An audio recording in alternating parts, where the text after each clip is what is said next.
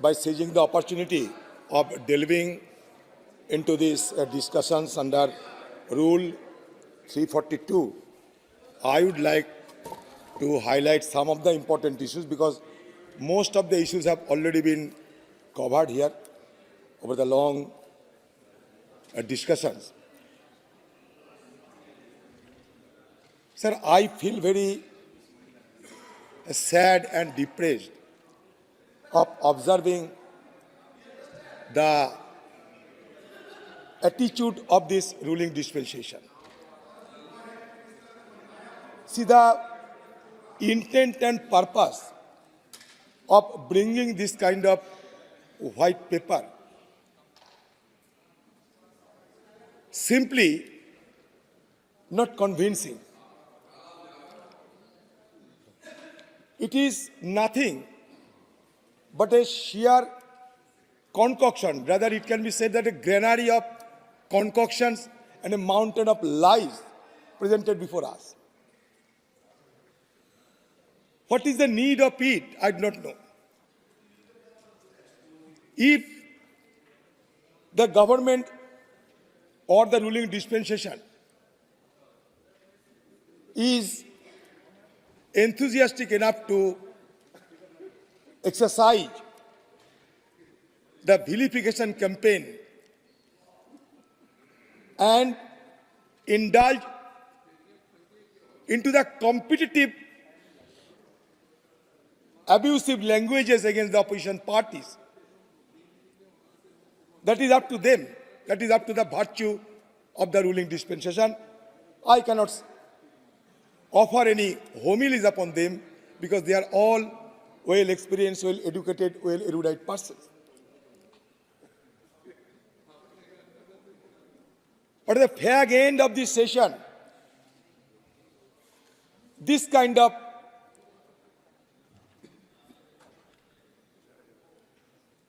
white paper, only with an objective to tarnish the 10 years of UPA government, does not cut much ice. It is nothing but an electoral manifesto with an objective of scoring electoral brownie point that has prompted you to bring this kind of white paper. Sir, Rome was not built in a day. We must keep in mind. आप या हम जो भी हो यहाँ कभी माँ के गर्भ में धारण किए थे, अपना अपना माँ ने पाला पोसा बड़ा किया, यहाँ पहुंचे। यहाँ पहुंचने के बाद अगर हम लोग सारे अतीत को अस्वीकार करें, नकारते, तो लोग क्या कहेंगे? अतीत को भूलना नहीं चाहिए। मैं बताता हूं।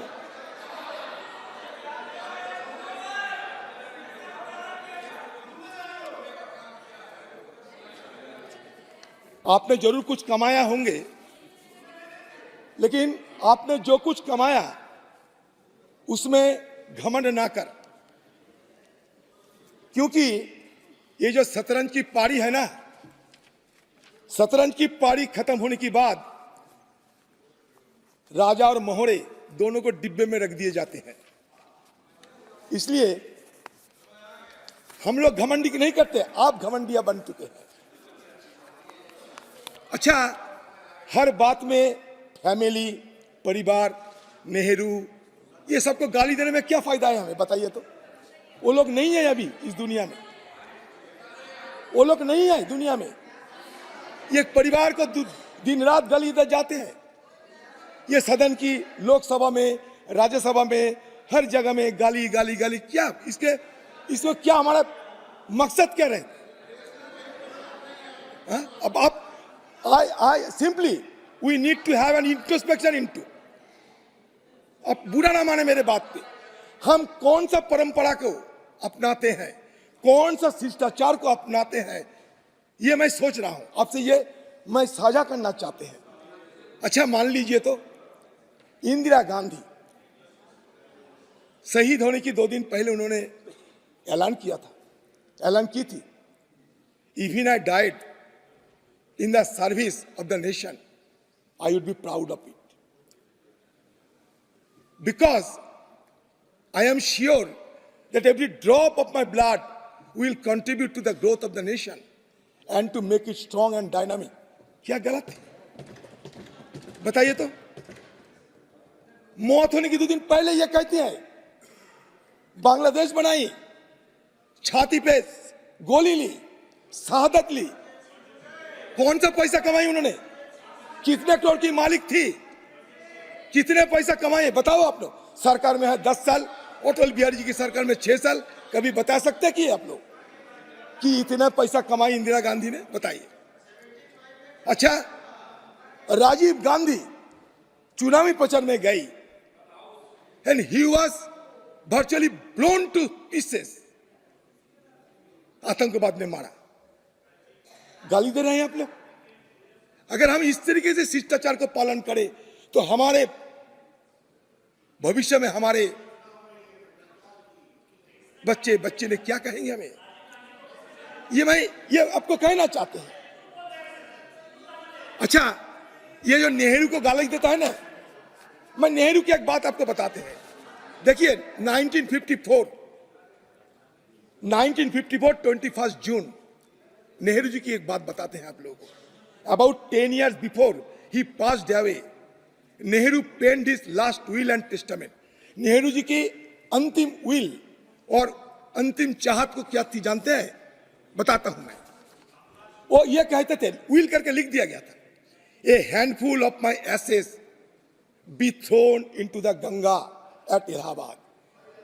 मौत होने के बाद इलाहाबाद में जाकर हमारे एक मुट्ठी अस्थि को विसर्जन देना। To be carried to the great ocean, समुद्र में चले जाएगी। दैट वॉशेस इंडिया सोर, सारे देश की हमारा जो तट है, ये तट को जो धोते हैं उससे हम मिल जाएंगे, सिमट जाएंगे, मिट जाएंगे। The major portion of my ashes be carried high up into the air, कुछ अस्थि ऊपर में ले जाना, and scattered from that height, ऊपर से छिड़क देना। ओवर द फील्ड्स, जमीन पे, where the peasants of India, जहां हमारा देश की किसान मेहनत करते हैं, toil, so that they mingle with the dust and soil of India and became an indistinguishable part of India. मेरा जो अस्थि आसमान से छोड़ के देना, जमीन पे गिरेगी, जहां हमारा किसान मेहनत करते हैं, हमारे किसान जहां मेहनत करके हमें खिलाते हैं, उस जमीन से हम मिट जाना चाहते हैं। हमारा कोई अलग पहचान नहीं रहेगी। अच्छा, ये कोई अन्याय किया? ये भावना के चलते आज अगर हम लोग उनको गाली दे तो ये शोभा देगी? आप बताइए तो, आप बताइए, आप अपने दिल से पूछिए। श्वेत पत्र पर विषय रख दें, व्हाइट पेपर पर अपना एड्रेस कर। सर, आप अगर मुझे ब्लैक पेपर ऑन रिकॉर्ड रखने की मौका दे तो मैं एक शब्द नहीं कहूंगा। ये ऑन रिकॉर्ड अगर जमा करने की मौका दे, ब्लैक पेपर। आप तो बोल, अच्छा जो बोलना तो बोल, 2-4 मिनट बोलने दीजिए सर जी। मैं इसलिए कहता हूं, देखिए हम आज ये जगह आके पहुंचे, ऐसा नहीं। आजादी की जंग लड़ने पड़ी, लाखों की तादाद में लोगों को जेल जानी पड़ी, शहादत लेने पड़ी, तब नहीं आप आजादी मिली, तब नहीं आप पहुंचे। आजादी की पहले हमारा वोट देने के अधिकार नहीं थे। अगर वोट देने का अधिकार हमें नहीं मिलते तो आपका नेता हमारे देश की प्रधानमंत्री नहीं बन पाते और हमको यह नुमाइंदे बन के भी नहीं आ पाते। तो उसको भी तो सराहना करना चाहिए था, है कि नहीं? बताइए। हम तो गद्दार नहीं होना चाहिए। हमें कोई हमारे लिए कुछ किया और उनसे हम गद्दारी कर उनको ना माने, तो नहीं करना चाहिए। अच्छा सुन लीजिए, अच्छा 1947 में, हाँ ये सही है कि आजादी की जंग में आपका कोई ऐसा व्यक्ति नहीं है जिन्होंने शहीद हुई थी, जिनको हम नेशनल आइकॉन मानते हैं। तो आप लोग क्या करते हैं? Politics of appropriation, politics of co-option, politics of narcissism, ये आपका तरीका है। अच्छा, 1947-48 साल में हमारा देश में पर कैपिटा इनकम क्या थी जानते हैं? 247 रुपीज। मान के चलिए धीरे धीरे धीरे धीरे 2011-12 साल जब आके पहुंचा तो पर कैपिटा इनकम बढ़ते बढ़ते आ गया 64,361 रुपया। पॉवर्टी डिक्रीज फ्रॉम 65% इन 1956। 1956 साल में 65% लोगों को खाना नहीं मिलते थे। 11-12 साल में आते आते गिरते गिरते आ गया 21.9% पे। लाइफ एक्सपेक्टेंसी, आयु हमारा जब आजाद हुई थी हमारा आयु थी 32 साल और 2011 साल में आयु बढ़ते बढ़ते बढ़ते बढ़ते आ गया 67 साल, 67 ईयर्स। लिटरेसी रेट 1951 मतलब 1951 में हमारे देश में लिटरेसी रेट थी 12%, 2011 साल में आ गया 73%। तो ये तो हम ये अगर कहें कि 2011 साल में 73% थे, आपको फर्ज है इसको और बढ़ाना। आगे जो सरकार आएगी उसका भी फर्ज होगी उसके और आगे बढ़ाना। कभी हम रेडियो देखते थे, अब इंटरनेट देखते हैं, अभी इंटरनेट देखते हैं, कभी एआई के छत चलेंगे, रोबोटिक्स चलते हैं। अभी आज हम समय घंटा दिन रात में हम विभाजन करते हैं, ऐसा समय आ सकते कि डिजिटली ये विभाजन होगी, ये दिन भी नहीं रहेगी, रात भी नहीं रहेगी, घंटे भी नहीं रह सकते। तो बदलना ये तो दुनिया के नियम होते हैं। तो इसके लिए हमारे प्रीडिसेसर को गाली देना नहीं चाहिए। अगर मान लीजिए कल या 10 साल बाद आपको सत्ता में नहीं रहे, आप उस समय अगर सत्ता से जाने के बाद अगर हमारी तरफ से अगर और कोई दूसरे पार्टी सत्ता पे आए, उसकी तरफ से अगर एनडीए सरकार अटल बिहारी वाजपेयी मोदी जी के खिलाफ गाली गलौज करते रहे, आपको अच्छा लगेगी? हम नहीं चाहते कि ऐसा हो। देखिए कभी हम लोग अटल बिहारी वाजपेयी के खिलाफ कुछ नहीं बोलते। ये कोई ना कोई, मान लीजिए आपका पिताजी जो काम किए हैं, अब बड़ा बेटा होने की नाते आपको और ज्यादा काम करने पड़ेगा, आपके बेटा और आगे जाएगी। ये तो नियम है, ये नियमों की परंपरा हमें मानना पड़ेगा। देखिए अग्रवाल साहब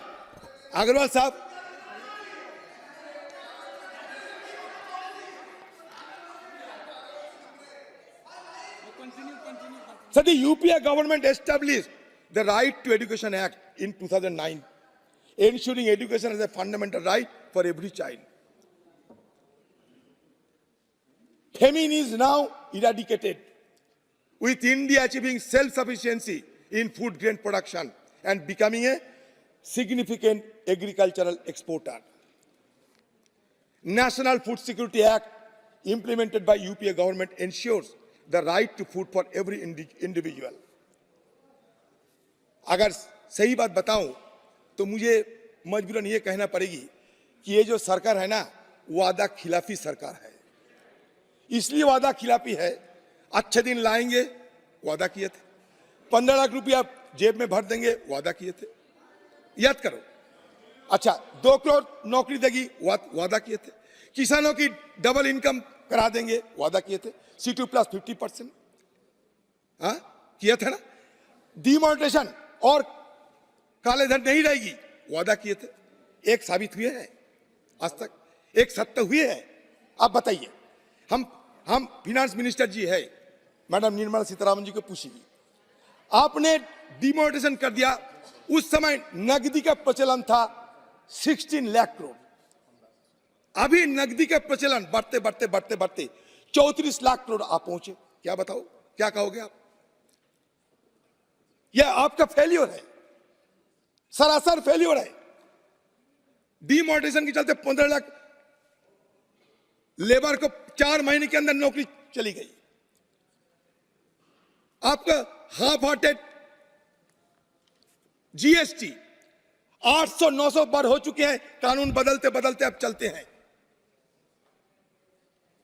ये हाफ हार्टेड थी। ये India's infrastructure has grown remarkably since independence. including extensive rail and road networks, connecting numerous villages and towns with electricity and all weather roads. India leads in mobile subscription globally, thanks to the telecom revolution initiated by Prime Minister Rajiv Gandhi. ये सही है गलत? ये सही है गलत बताइए? अच्छा, ये पंचायत राज किसने लाए थे देश में? ये पंचायत राज किसने लाए थे देश में? The Congress believes that inclusive governance is crucial for inclusive growth. Mahatma Gandhi envisioned Panchayat Raj as the cornerstone of our democracy. In 1959, Prime Minister Jawaharlal Nehru launched nationwide Panchayat Raj in Nagaur, Rajasthan. On Gandhi Jayanti, Prime Minister let Rajiv Gandhi emphasize the need for constitutional recognition and empowerment of Panchayat Raj. It was implemented by another stalwart of our political permanent, please late paper पे बात कर Narasimha Rao. White paper 2004 से 2014 में जो आपने कारनामा Through the किया है, 73rd उसके and बाद में 74th white paper Constitution है। Amendment, ऐसे तो कांग्रेस का we समय now have समाप्त हो nearly गया है। 32 lakh grassroots elected representatives, including around 14 lakh women, making India the world's most representative democracy. ये IIT, IIM, ये कौन सा किसका सोच थी बताइए? एजुकेशन में अगर हम लोग तरक्की ना करते तो आज डिजिटल इंडिया की सपना देख सकते? ये लैंड रिफॉर्म किसने किया? ये हिंदुस्तान में लैंड रिफॉर्म किसने किया? ये हरित क्रांति किसने लाई बताइए? आज हम फूड में सेल्फ सफिशिएंट हुए हैं। ये हरित क्रांति ग्रीन रेवोल्यूशन किसने लाई? कांग्रेस की जमाने में और स्वामीनाथन की योगदान, ये हरा क्रांति सफल किया। ये कोई अस्वीकार कर सकता? कंक्लूड करें। सर क्या कंक्लूड करें सर? मैडम सीतारामन जी तो इतने सारे भाषण दे चुके हैं। मैं सिर्फ सीतारामन जी से कहना चाहते कि आपने बहुत सारे स्कैम की बात किए हैं। मैं सर 2-4 मुद्दा उठाऊंगा इसमें, क्योंकि निर्मला सीतारामन जी, ये सीतारामन जी ये कोल इंपोर्ट स्कैम की बात आप करते थे ना। एक तरफ आप कहते हैं कि हमारे कोल मिनिस्ट्री में इतने सारे काम होते हैं कि इतना हमारा प्रोडक्शन बढ़ चुके हैं, और उल्टी तरफ कोल इंपोर्ट करना पड़ते हैं। किसके लिए कोल इंपोर्ट करना पड़ता है? इसमें एक घोटाला है, इसको कहते हैं कि coal import scam. The coal import scandal stemming from December 2021 on Carmichael coal mine in Australia. Despite its global environmental notoriety, the project secured significant loans, including from the State Bank of India. Okay. The Modi government instructed public sector entities Okay. like NTPC, ये विषय आ DVC गया to procure coal, purportedly contributing to a power shortage of April 2022. Sir मैं और एक घोटाले की बात करते हैं, सीतारामन जी जवाब देगी। उसका नाम है विजय माल्या लोन डिफॉल्ट। 10,000 करोड़ 10,000 को लूट के 2016 में ये भागे। Despite assurances from the Prime Minister, Finance Minister हमें वादा किया था।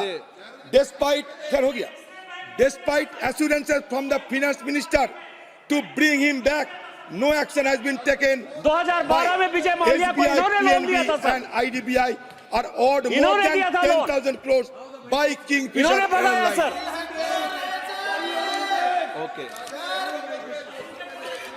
ओके कंक्लूड करें माननीय। सर बिल्कुल खत्म की कागर पे है सर। अच्छा दूसरे बात सर और 5 मिनट सर। अच्छा विजय माल्या के बाद आ गया Nirav Modi, Mehul Choksi and PNB scam.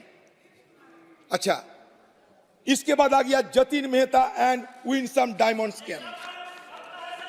उसके बाद आ गया Kanishk gold private limited and Sterling biotech limited scam. सबको पता है। उसके बाद आ गए रोटोमैक पेन फ्रॉड स्कैम। उसके बाद आ गए ICCI वीडियोकॉन फ्रॉड स्कैम। तो इतने सारे स्कैम लेकर आप किस पे दोषारोप करते हैं? अच्छा इसके पहले, अच्छा ये भी है, इसके पहले भी स्कैम की बात सुना करो। Okay UTI sir, UTI US 64 scheme एक घोटाला। किलोनी सर हो गया, किलोनी कोल स्कैम सर 2 मिनट तो मतलब 2 मिनट। किलोनी coal scam, stock market scandal, disinvestment scam, India Barak 1 missile deal, तहल का स्टिंग ऑपरेशन स्कैंडल। भूल गया क्या? एन.के. प्रेमचंदन जी सर उस समय हम भी उस समय सदन में थे। कॉफिन कैट स्कैम भूल गया क्या? मैंने सबको एक छोटा सा सलाह दूंगा, ब्लास्ट जो भी करें हम समाज में सोशल स्टेबिलिटी बरकरार रखना चाहिए। आप कुछ नहीं कर सकते समाज में विभाजन करते हुए। 20 करोड़ मुसलमानों को आप धकेलते हुए, समाज से निकालते हुए देश की तरक्की नहीं कर पाओगे। मैं इसलिए कहता हूं कि social stability, social cohesion, social peace, these are the fundamental condition for the growth of an economy। मैं एक छोटी सी बात कहना चाहते हैं, मंदिर में दाना चुगकर चिड़िया मस्जिद में पानी पीती है। कोई कहता है कि राधा की चुनरी बेगम सलमा ने सीती है। मैंने सुना है रफी साहब महफिल में रघुपति राघव गाता था। मैंने सुना है पंडित प्रेमचंद ईदगाह बच्चों को सुनाता था। ये देश को आप बना